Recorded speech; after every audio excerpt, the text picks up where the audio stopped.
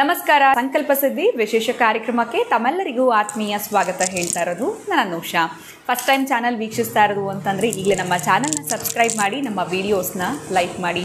ಪ್ರತಿನಿತ್ಯ ಕೂಡ ನಿಮಗೆ ಹಲವಾರು ವಿಚಾರಗಳ ಬಗ್ಗೆ ಮಾಹಿತಿ ಮಾರ್ಗದರ್ಶನ ತಿಳಿಸ್ಕೊಡೋದಕ್ಕೆ ಎಂದಿನಂತೆ ಇವತ್ತಿನ ಕಾರ್ಯಕ್ರಮದಲ್ಲಿ ನಮ್ಮ ಜೊತೆಯಲ್ಲಿದ್ದಾರೆ ಸ್ಪಿರಿಚುವಲ್ ಗುರು ಡಾಕ್ಟರ್ ವಿಷ್ಣುದತ್ತ ಗುರುಜಿಯವರು.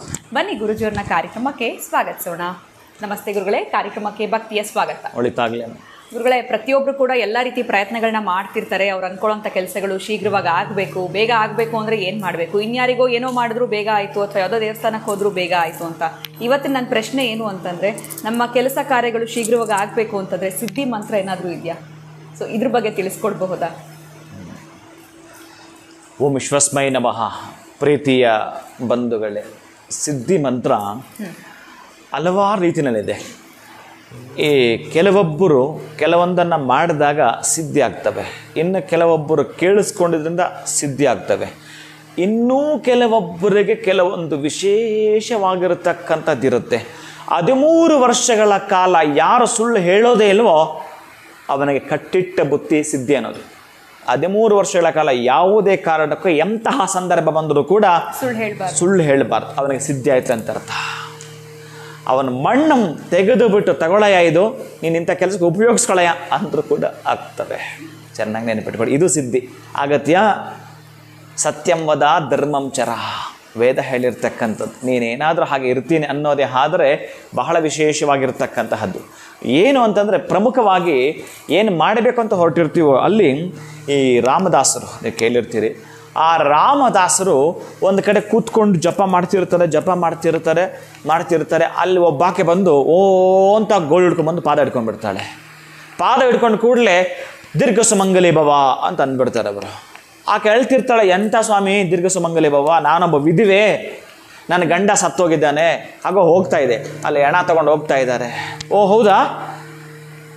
ಆಗ ಆತ ತುಂಬ ವಿಚಲಿತನಾಗ್ಬಿಡ್ತಾನೆ. ಎಂಥ ಇದು, ನಾನು ಇಲ್ಲಿ ತನಕ ಸುಳ್ಳು ಹೇಳಲಿಲ್ಲ. ಓ ರಾಮ, ಇದೆಲ್ಲ ನನ್ನ ಬಾಯಿಂದ ನೀನು ಹೇಳಿಸಿರೋದು. ಈಗ ಏನು ಮಾಡ್ತೀಯೋ ಗೊತ್ತಿಲ್ಲ, ಇವಳ ಗಂಡನ ಉಳಿಸ್ಕೊಟ್ಟು ನಿನ್ನ ಮರ್ಯಾದೆ ನೀನು ಕಾಪಾಡ್ಕೋಬೇಕು, ನನ್ನ ಬಾಯಿಂದ ಹೊರ ಹಾಕ್ಸಿದೆಯೇ ಇವತ್ತು ಅಂತ ಹೇಳಿ ಎಲ್ಲೋ ಒಂದು ಕಡೆ ಈಕೆ ಕೂತ್ಕೊಂಡು ಕೂಡಲೇ ಆ ಶವವನ್ನು ಕೇಳ್ತಾರೆ. ಆ ಶವವನ್ನು ತಂದು ಆ ಕಮಂಡದ ನೀರನ್ನು ಪ್ರೋಕ್ಷಣೆ ಮಾಡಿ ಈ ಕಡೆಯಿಂದ ಆ ಕಡೆ ದಾಟ್ತಾರೆ. ಅವ ಎದ್ದು ಬಿಡ್ತಾನೆ.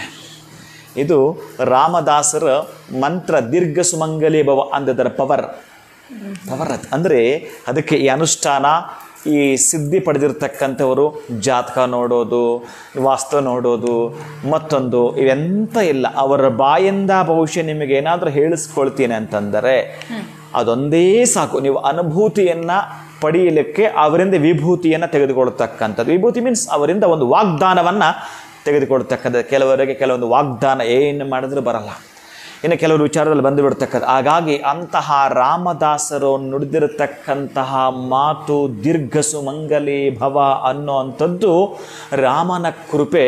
ಯಾಕೆಂತಂದರೆ ಮತ್ತೇನು ಅವನು ಸುಳ್ಳುಗಾರನ ಆಗಲಿಕ್ಕೂ ಆಗೋದಿಲ್ಲ. ಎಲ್ಲೋ ಒಂದು ಕಡೆ ಈತ ಸತ್ಯದಿಂದಲೇ ಪ್ರತಿನಿತ್ಯದ ಅವನ ವಾಕನ್ನು ನುಡಿತಾ ಇರ್ತಕ್ಕಂತಹದ್ದು. ಅದಕ್ಕೆ ಮಂತ್ರಕ್ಕಷ್ಟು ಶಕ್ತಿ ಇದೆ, ಆ ಮಂತ್ರಕ್ಕೆ ಅಷ್ಟು ಶಕ್ತಿ ಇದೆ. ಅದಕ್ಕೆ ಯಾರಿಂದಲಾದರೂ ಕೂಡ ನೀವು ದೀಕ್ಷೆ ಪಡೆದಿರ್ತಕ್ಕಂಥ ಮಂತ್ರವನ್ನು ಸತತವಾಗಿ ಹೇಳ್ಕೊಂಡು ಬರ್ತಾ ಇದ್ದರೆ ಅದು ನಿಮಗೆ ಸಿದ್ಧಿ ಆಗ್ತಕ್ಕಂಥದ್ದು. 1-2 ದಿನ, 2,000, 3,000 ಅಂತೆಲ್ಲ ಬರ್ತದೆ, ಅದಲ್ಲವೇ ಇಲ್ಲ. ಬಹುಶಃ ನೀವು ಆ ನಂಬರ್ನ ಕೂಡ ಪಕ್ಕಕ್ಕಿಟ್ಟು ಪ್ರತಿನಿತ್ಯ ಶ್ರೀರಾಮ ಜಯ ರಾಮ ಜಯ ಜಯ ರಾಮ ಸ್ವಾಹ, ಶ್ರೀರಾಮ ಜಯ ರಾಮ ಜಯ ಜಯ ರಾಮ ಸ್ವಾಹ, ಶ್ರೀರಾಮ ಜಯ ರಾಮ ಜಯ ಜಯ ರಾಮ ಸ್ವಾಹ, ಶ್ರೀರಾಮ ಜಯ ರಾಮ ಜಯ ಜಯ ರಾಮ ಅನ್ನೋದು ಏನಿದೆಯೋ ಆ ರಾ ಅನ್ನುವ ಸಂಪೂರ್ಣವಾಗಿರತಕ್ಕಂತಹ ಜಗತ್ತಿನ ಹಗಲನ್ನು ಆವರಿಸಿದೆ. ಇನ್ನು ಆ ಮಾ ಅಂತಕ್ಕಂಥದ್ದು ಸಂಪೂರ್ಣವಾಗಿ ಕತ್ತಲನ್ನು ಆವರಿಸಿದೆ. ಅವೆಲ್ಲವೂ ಕೂಡ ನಿಮ್ಮ ಬದುಕಲ್ಲಿ ಬರತಕ್ಕಂತಹ ಹಗಲು ಹಿರುಗಳ ವ್ಯತ್ಯಾಸ ಏನು? ನೀವು ಇಲ್ಲಿ ಪ್ರಾರಬ್ಧ ಅನುಭವಿಸ್ತಾ ಇದ್ದೀರಿ, ಹಗಲಲ್ಲಿ ಕಷ್ಟವನ್ನು ಅನುಭವಿಸ್ತಿದ್ದೀರಾ ಅಥವಾ ರಾತ್ರಿಯಲ್ಲಿ ಕಷ್ಟವನ್ನು ಅನುಭವಿಸ್ತಿದ್ದೀರಾ, ಅದನ್ನು ತೆಗಿತಾನೆ, ನಿಮ್ಮಿಂದ ರಿಮೂವ್ ಮಾಡ್ತಾನೆ.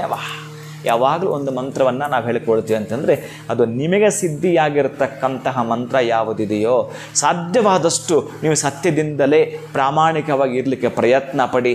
ಎಂತಹದಿದ್ದರೂ ಹೊರಗೆ ಬರ್ತೀರಿ.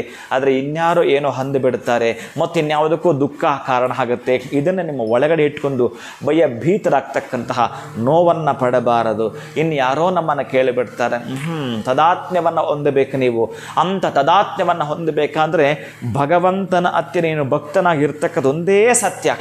ರಾಮನ ಬಳಿ ಯಾವಾಗಲೂ ಹನುಮ ಹೇಗಿರ್ತ, ನೀವೆಲ್ಲಾದರೂ ನೋಡಿ ರಾಮನ ದೇವಾಲಯ, ರಾಮನ ಫೋಟೋ ಇದೆ ಅಂತಂದರೆ ಅಲ್ಲಿ ಹನುಮ ಇದ್ದೇ ಇರ್ತಾನೆ. ನೀವು ಸ್ನಾನ ಮಾಡೋಕ್ಕೆ ಹೋದರೂ ಕೂಡ, ನೀವು ಪ್ರಯಾಣ ಮಾಡೋಕ್ಕೆ ಹೋದರೂ ಕೂಡ, ಎಲ್ಲಿ ಹೋದರೂ ಕೂಡ ರಾಮ ರಾಮ ರಾಮ ರಾಮ ನೀವು ತಲೆಯಲ್ಲಿ ತುಂಬಿಕೊಂಡ್ಬಿಡುತ್ತೋ. ನಾನು ಹೇಳ್ತಾ ಇರೋದು ಒಂದು ಎಕ್ಸಾಂಪಲ್, ಒಂದು ಉದಾಹರಣೆ ಕೊಡ್ತಿದ್ದೇನೆ. ರಾಮನ ಮಂತ್ರವನ್ನು ನಿಮಗೆ ಗುರುಗಳು ಕೊಟ್ಟಿರ್ತಕ್ಕಂಥ ಯಾವುದೇ ದೀಕ್ಷಾ ಮಂತ್ರದಲ್ಲೂ ಕೂಡ ದಿಗ್ವಿಜಯವನ್ನು ನೀವು ಕಾಣಬಹುದು. ನಾನು ಯಾವಾಗಲೂ ಒಂದು ಮಾಲೆ ಹಿಡ್ಕೊಂಡಿರ್ತೀನಿ, ನೋಡಿರ್ಬೋದು ನೀವು. ಪ್ರತಿನಿತ್ಯ 11,000 ಮಂತ್ರವನ್ನು ಪಠಿಸ್ಬೇಕು ನಾನು. ಬಹುಶಃ ಸ್ವಲ್ಪ ಒಂದು 2,000 3,000 ಉಳ್ಕೊಂಡ್ಬಿಡ್ತೋ, ನಾಳೆ ಆ 11,000ಕ್ಕೆ ಮತ್ತೆ 3,000 ಆ್ಯಡ್ ಆಗುತ್ತೆ. ನನಗೆ ಭಯ ಆಗುತ್ತೆ, ಓ ಗಾಡ್ ಇನ್ನು ಮತ್ತೆ ನನಗೆ ಆಗುತ್ತಾ ಅಂತ. ಅದಕ್ಕೆ ಒಂದೊಂದು ಬಾರಿ ನಾನು ಕುಳಿತುಕೊಂಡ್ರೆ 13 ತಾಸು 14 ತಾಸು ಒಂದು ಮರದ ಕೆಳಗಡೆ ಕೂತ್ಕೊಬಿಡ್ತೀನಿ. ಕಂಪ್ಲೀಟ್ ಆಗೋ ತನಕ ಬರಲ್ಲ. ಬಹುಶಃ ನನಗೆ ಅದೊಂದು ವಾಕ್ ನಾನು ಮಾಡಿ ತೀರಬೇಕು ಅಂತ ಇರ್ತದೆ. ನಂದು ದೊಡ್ಡದ ಸಂಕಲ್ಪ ಇದೆ. ಆ ಸಂಕಲ್ಪ ಬಹುಶಃ ಈಡೇರಿ ತದನಂತರವೂ ಕೂಡ ಅಲ್ಲಿ ಬರ್ತಕ್ಕಂಥ ಕ್ಷೇತ್ರದಲ್ಲಿ ಯಾರು ಸುಮ್ಮನೆ ಹಾಗೆ ಓಡಾಡ್ಕೊಂಡು ಹೋದ್ರು ಕೂಡ ಬಹುಶಃ ನನ್ನ ಆಪ್ಯಾಯಮಾನವದು ಅವರಿಗೆ ಆ ಕಷ್ಟದಿಂದ ತೊಲಗುತ್ತಾ ಹೊರಗೆ ಬರಬೇಕು ಅನ್ನೋ ಸಂಕಲ್ಪ. ನಿಮ್ಮ ಸಿದ್ಧಿ ಮಂತ್ರವೂ ಕೂಡ ಹಾಗೇನೆ. ನಿಮಗಷ್ಟೇ ಅಲ್ಲ, ನಿಮ್ಮನ್ನು ಯಾರೇ ಕೂಡ ಸುತ್ತುವರೆದ್ರು ಅವರು ಕೂಡ ಸಮಸ್ಯೆಯಿಂದ ಬಿಗಡಾಯಿಸ್ತಕ್ಕಂಥ, ಆ ಸಮಸ್ಯೆಯಿಂದ ದೂರ ಸರಿಸ್ತಕ್ಕಂತಹ ಕೆಲಸವಾಗಬೇಕು.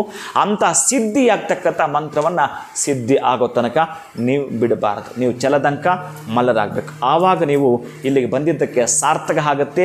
ಈ ಭೂಮಿ ಮೇಲೆ ನಿಮ್ಮ ಹೆಜ್ಜೆ ಗುರುತನ್ನು ಬಿಟ್ಟು ಹೋಗಲಿಕ್ಕೆ ಸಾಧ್ಯವಾಗುತ್ತೆ. ಹೆಜ್ಜೆ ಗುರುತು ನೀವು ನಡೆದು ಹೋಗಿರೋದಲ್ಲ, ನೀವು ನಡೆದೋಗಿರ್ತಲ್ಲ, ಅದಲ್ಲ, ನಿಮ್ಮ ನಡವಳಿಕೆ ಹೆಜ್ಜೆ ಗುರುತು ಬಿಟ್ಟು ಹೋಗಿ.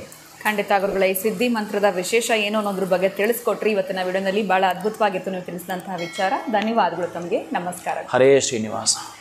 ಏನು ವೀಕ್ಷಕರೇ, ಇವತ್ತಿನ ವಿಡಿಯೋ ತಮ್ಮೆಲ್ಲರಿಗೂ ಇಷ್ಟ ಆಗಿದೆ ಅಂತ ಭಾವಿಸ್ತಾ ಮುಂದಿನ ವಿಡಿಯೋನಲ್ಲಿ ತಮ್ಮನ್ನು ಭೇಟಿ ಮಾಡ್ತೀನಿ. ನಮಸ್ಕಾರ.